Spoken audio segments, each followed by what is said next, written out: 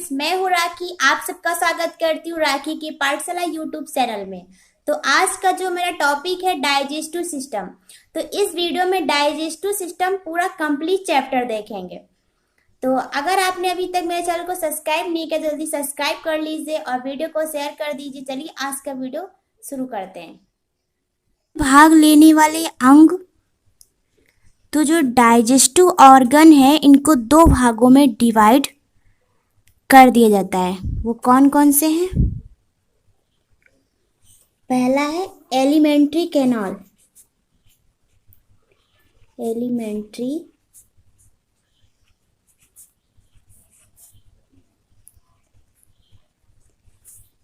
आहार नाल।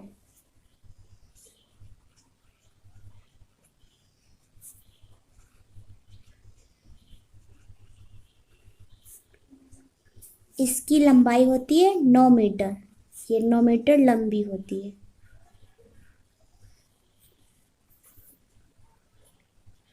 दूसरा है डाइजेस्टिव ग्लैंड।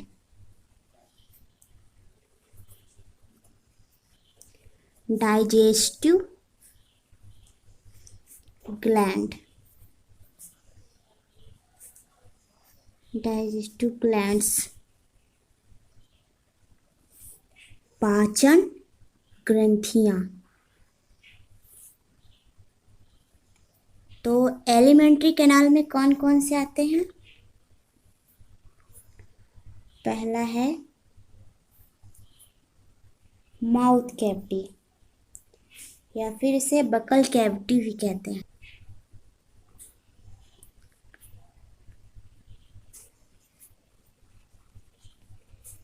बकल कैविटी यानी कि मुख गुहा। मुख गुहा। ईसोफेगस। ईसोफेगस इसे फूड पाइप भी कहते हैं। ये होती है 25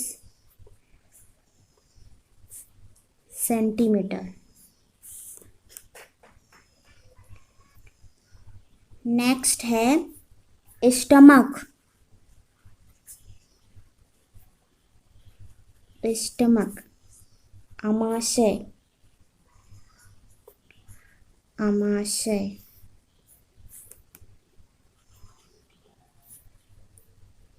स्मॉल, ये जो है स्मॉल इंटेस्टाइन, छोटी आंत।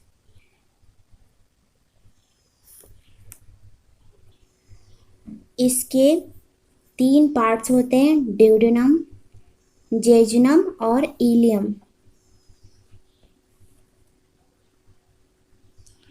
लार्ज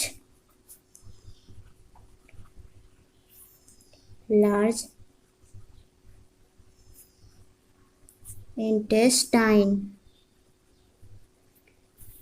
बड़ी आंत। ये है छोटी आंत।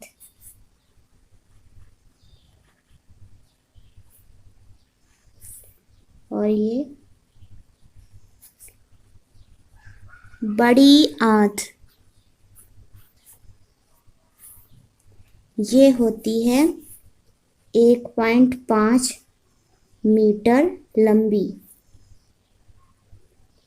इसके भी जो है 3 पार्ट्स होते हैं, कॉलन, सीकम और रेक्टम। इसको कहते हैं बृहदांत और इसको कहते हैं अंधनाल। इसको कहते हैं मलाशय। इसी से जो है सीकम से जो अपेंडिक्स होता है जुड़ा होता है। फिर है लास्ट में एनस। Digestive glands. तो digestive glands salivary glands, salivary glands salivary glands, liver और पैनक्रियाज।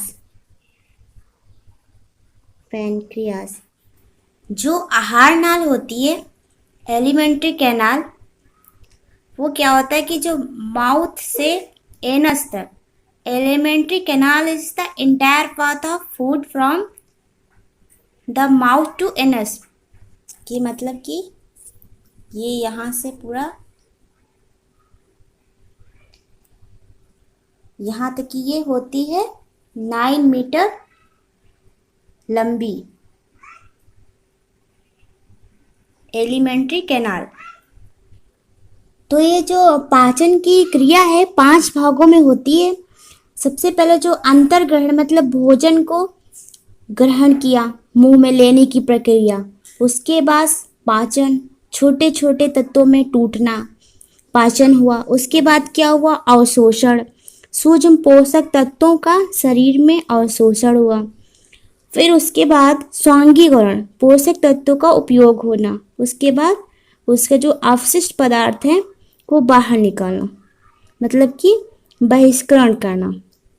तो ये पूरा प्रोसेस होता है। तो ये जो है पहले तो ये माउथ में गया, यहाँ से ये बक्कल कैविटी, ये जो है ओसोफेगस द्वारा, फिर जो है स्टमक में आया, इससे जुड़ा होता है स्टमक से ये यहाँ पर पैनक्रियाज, अग्नाशय और लीवर। उसके बाद ये जो है गया छोटी आंत में, यहाँ पे स्मॉल इंटेस्टाइन। उसके बाद इसी से ये लार्ज इंटेस्टाइन में, बड़ी आंत में। यहाँ पर जो ये सीकम से जो अपेंडिक्स है, ये जो है कृमिरूप परिशेषिका, वर्मी फॉर्म अपेंडिक्स कहा जाता है, जो एक अवशोषी संरचना है। यह जो है शाकाहारी जंतुओं में सेलुलोज का पाचन मतलब पचाने में सहायता करती। तो ये क्या होता है कि इसका हमारे जो है शरीर में कोई यूज़ नहीं है, तभी कभी कभी यहाँ पे जो है खाना मतलब कि फंस जाता है, तो इसका जो है ऑपरेशन जो है करवाना पड़ता है अपेंडिक्स का। ये एक स्टमक में आया, उसके बाद यहाँ से छोटी आंत में, उसके बाद बड़ी आंत में। ये यहाँ पर ये है अपेंडिक्स। ये सीकम से ये जो है जुड़ा होता है, यही जो है अवशेषी संरचना होती है।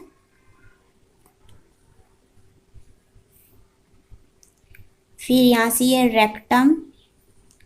रेक्टम से ये एनस से जो है बाहर अवशिष्ट पदार्थ, जो वेस्ट प्रोडक्ट होंगे उसका बाहर निकल जाएंगे। तो प्रोसेस कैसे हुई? यहाँ से जो है माउथ में मुख गुहा द्वारा भोजन लिया जाता है। उसके बाद क्या हुआ? दांतों से कुतरा जाता है तथा लार के साथ में मिश्रित किया जाता है। उसके बाद क्या होता है? जो लार ग्रंथियां भोजन को गीला करके भोजिकणों में मतलब भोजिकणों के समूह में लाकर लुगदी बना देती हैं। फिर क्या होता है? जो लार ग्रंथि में स्टार्च को तोड़ने वाला एंजाइम टाइलिन पाया जाता है।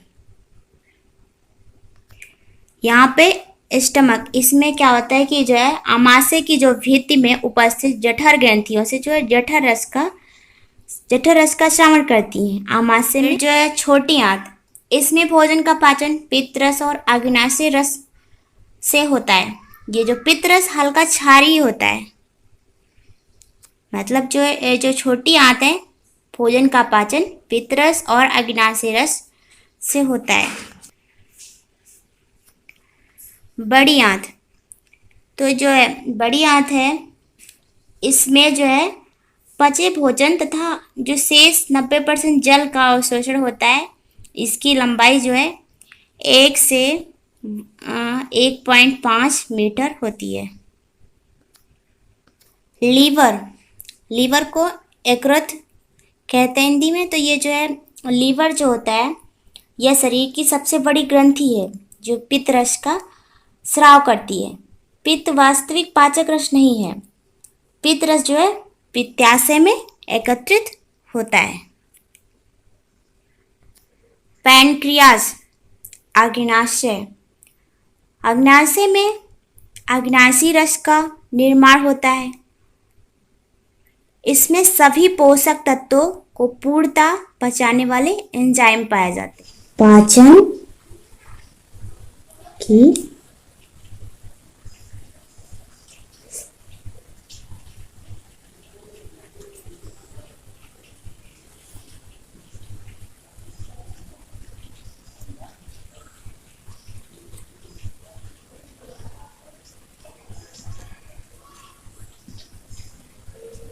सबसे महत्वपूर्ण एंजाइम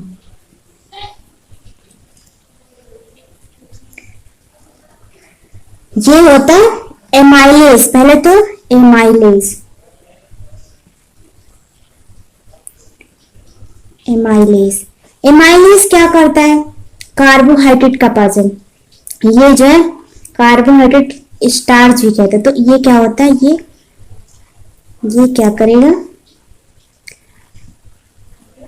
कार्बोहाइड्रेट को, कार्बोहाइड्रेट ये जो होता है ये तो है कार्बोहाइड्रेट को, एमाइलेज कार्बोहाइड्रेट को क्या करता है? ग्लूकोज, कार्बोहाइड्रेट का पाचन ग्लूकोज बदलता है। और लाइपेज, तो जो लाइपेज है, लाइपेज क्या करता है? लाइपेज वसा का पाचन, यानी कि फैट को कहे में फैटी एसिड में, फैट को फैटी एसिड में, वसा को वासी अम्ल में। प्रोटीन या फिर ट्रिप्सिन ये क्या करता है? प्रोटीन को एमिनो एसिड में, एमिनो एसिड,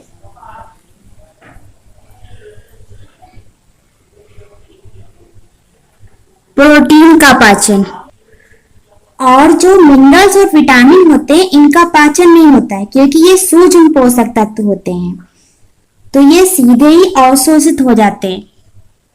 जैसे कि जो कार्बोहाइड्रेट, प्रोटीन और फैट होता है ये पोषक तत्व होता है, तो इसे बदलना पड़ता है सूक्ष्म पोषक तत्व में। और जो विटामिन और मिनरल्स हैं इनका पाचन नहीं होता क्योंकि ये जो सूक्ष्म पोषक तत्व हैं तो शरीर में सीधे ही अवशोषित हो जाते हैं, तो इनका पाचन होता नहीं है। सबको वीडियो कैसा लगा कमेंट बॉक्स में जरूर बताना। आई होप डाइजेस्टिव सिस्टम अच्छी तरीके से समझ में आया होगा। तो अगर आपको पसंद आया तो लाइक करिए, शेयर करिए और चैनल को अभी तक सब्सक्राइब नहीं किया तो जल्दी सब्सक्राइब करिए। Thanks for watching.